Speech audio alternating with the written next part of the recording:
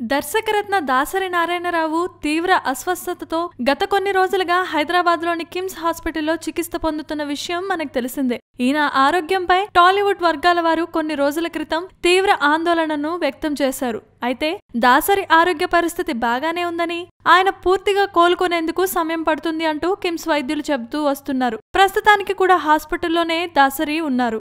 అత్యాధునిక టెక్నాలజీతో దాసరికి అత్యంత ఖరీదైన వైద్యంను కిమ్స్ అందిస్తున్నట్లుగా ఆయన సన్నిహితులు చెబుతున్నారు. కిమ్స్ నుండి మరికొన్ని రోజుల్లో దాసరి నారాయణరావు డిశ్చార్జ్ అయ్యే అవకాశాలున్నాయని, ఈ నేపథ్యంలో ఆయన బిల్లు గురించి సినీ వర్గాల్లో మరియు రాజకీయ వర్గాల్లో ఆసక్తికరమైన చర్చ జరుగుతోంది. కిమ్స్ లో విఐపి వార్డులో అత్యంత ఆధునిక హంగులున్న ఒక ప్రత్యేక రూమ్ లో దాసరిని ఉంచటం జరిగింది. ఏసీతో పాటు సకల సౌకర్యాలున్న ఆ గది రోజువారీ రెంట్ 40,000 రూపాయలు మరియు ఇతరత్ర వైద్య ఖర్చులు అదనం.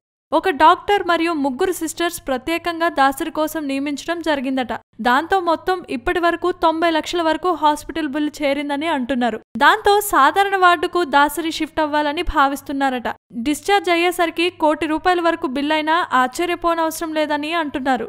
అయితే దాసరి మాజీ కేంద్ర మంత్రి కనుక ఆయన హాస్పిటల్ బిల్లులు కేంద్ర ప్రభుత్వం భరించే అవకాశాలున్నాయి. అయితే దాసరి కేంద్ర ప్రభుత్వంను హాస్పిటల్ బిల్లుల కోసం అర్థిస్తాడా లేదా అనేదే మనం వేచి చూడాలి. Please subscribe. Hi, it's me Purna. Please subscribe.